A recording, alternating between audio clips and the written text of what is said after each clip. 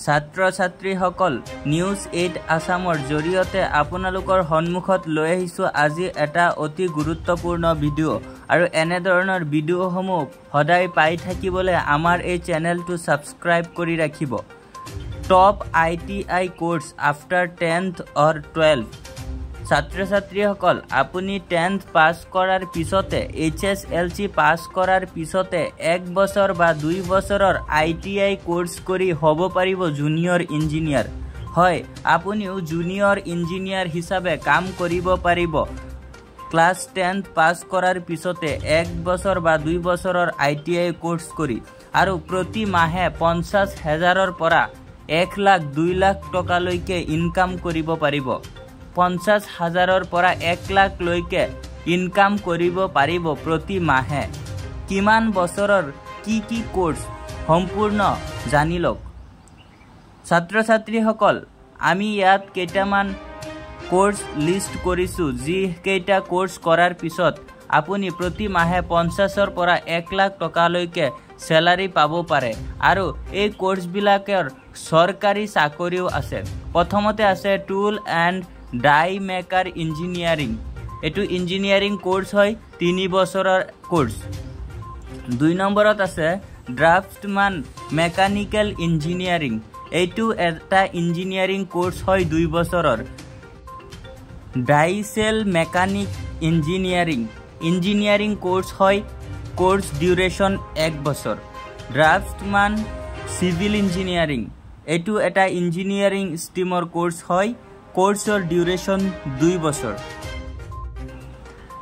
Pump operator engineering স্ট্ৰিমৰ course হয় 1 বছৰৰ ডিউৰেশন। ফিটাৰ ইঞ্জিনিয়াৰিং কোৰ্স 2 বছৰৰ। Motor driving cum mechanic engineering course 2 বছৰৰ। টাৰ্নাৰ ইঞ্জিনিয়াৰিং কোৰ্স 2 বছৰৰ। Dress making two non engineering course হয় 1 বছৰৰ। ম্যানুফ্যাকচাৰ ফুডওয়্যাৰ নন ইঞ্জিনিয়াৰিং 1 বছৰৰ course.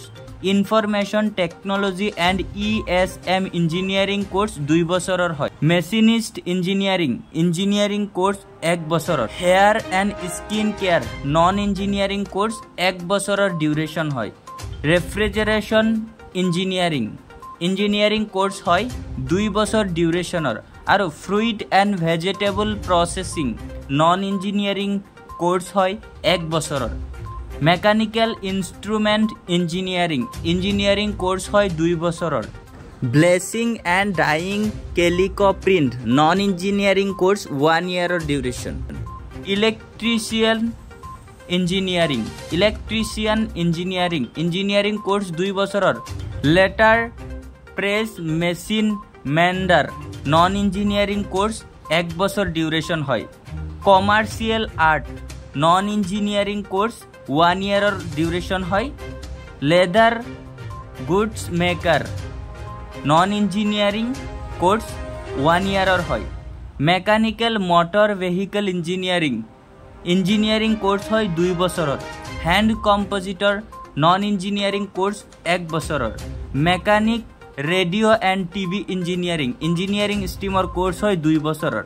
Mechanic electronic engineering course হয় 2 বছৰৰ। সাৰ্ভেয়ৰ ইঞ্জিনিয়াৰিং কোৰ্স হয় 2 বছৰৰ। ফাউন্ড্ৰি ম্যান ইঞ্জিনিয়াৰিং 1 বছৰৰ course. Sheet metal worker engineering এটো এটা ইঞ্জিনিয়াৰিং কোৰ্স হয় 1 বছৰৰ। ছাত্ৰ ছাত্ৰীসকল আমি আলোচনা কৰা ITI কোৰ্সবোৰ কৰাৰ পিছত কোনটো পোষ্টত কিমান স্যালাৰি পাব সেই বিষয়ে আমি এতিয়া সম্পূৰ্ণ ডিটেইলছত কথা পাতিম। ছাত্ৰ ছাত্ৰীসকল ITI কমপ্লিট কৰাৰ পিছত এসিস্ট্যান্ট এক্সিকিউটিভ ইঞ্জিনিয়াৰ হিচাপে যদি আপুনি কাম কৰে তেন্তে 8 লাখ মিনিমাম স্যালাৰি পাব। 4.2 লাখ টু 11 লাখ পাৰ ইয়াৰতো পাব পাৰে আৰু ফাইনেন্স এক্সিকিউটিভ হিচাপে মিনিমাম স্যালাৰি থাকে 9.9 লাখ 4.7 লাখ টু 12 লাখ পাৰ ইয়াৰত হ'ব পাৰে। HR এক্সিকিউটিভ হিচাপে যদি আপুনি কাম কৰে তেন্তে 8.5 লাখ মিনিমাম স্যালাৰি আৰু 3.5 লাখ টু 10 লাখ পাৰ ইয়াৰত আপোনাৰ স্যালাৰি হ'ব পাৰে। কন্ট্রাক্ট ইঞ্জিনিয়ার হিসাবে যদি আপনি কাম করে 2.6 lakh minimum salary 2 lakh to 3.9 lakh per ইয়ারত আপনার স্যালারি হব পারে starting your career discover ITI freshers salaries in India যদি আপনি ITI কমপ্লিট করেছে আর ফ্রেশার্স আর আপনি কোনোবা জবত এপইন্টমেন্ট হয়েছে তেন্তে আপনি কেনে ধরনের স্যালারি পাব আহক আমি ইয়ার বিষয়ে কথা পাতো আপনি যদি টেস্ট ইঞ্জিনিয়ার হিসাবে কাম করে আপনার মিনিমাম স্যালারি 2.9 লাখ হয় আর 2 লাখ টু 3.6 লাখ পার ইয়ারত পাব পারে R&D engineer 5.7 lakh minimum salary 2 lakh to 10 lakh per ইয়ারত আপনার হব পারে নেটওয়ার্ক ইঞ্জিনিয়ার হিসাবে যদি কাম করে তেন্তে 3.1 লাখ মিনিমাম স্যালারি থাকে আর 2 লাখ টু 3.8 লাখ পার ইয়ারত পাব পারে টেকনিক্যাল অ্যাসিস্ট্যান্ট হিসাবে যদি কাম করে 2.3 লাখ মিনিমাম স্যালারি থাকে আর 1.9 লাখ টু 3.3 লাখ পার ইয়ারত আপনার স্যালারি হব পারে ডেপুটি জেনারেল ম্যানেজার হিসাবে কাম করিলে 21.7 lakh minimum salary 12 lakh to 28 lakh per ইয়ারত আপনার স্যালারি হব পারে এক্সিকিউটিভ সেক্রেটারি হিসাবে কাম করিলে আপনার মিনিমাম স্যালারি থাকে 7 লাখ 6.5 লাখ টু 8.5 লাখ পার ইয়ারত আপনার স্যালারি হব পারে 5 পৰা 9 বছর এক্সপিরিয়েন্স হওয়ার পিছত আর ডেপুটি ম্যানেজার হিসাবে যদি আপনি কাম করে 8.4 লাখ আপনার মিনিমাম স্যালারি হব পারে 3.5 লাখ টু 14.2 লাখ আপনার স্যালারি 6 বছরের পৰা 21 বছর এক্সপিরিয়েন্সর পিছত হব পারে কম্পিউটার অপারেটর হিসাবে যদি আপনি কাম করে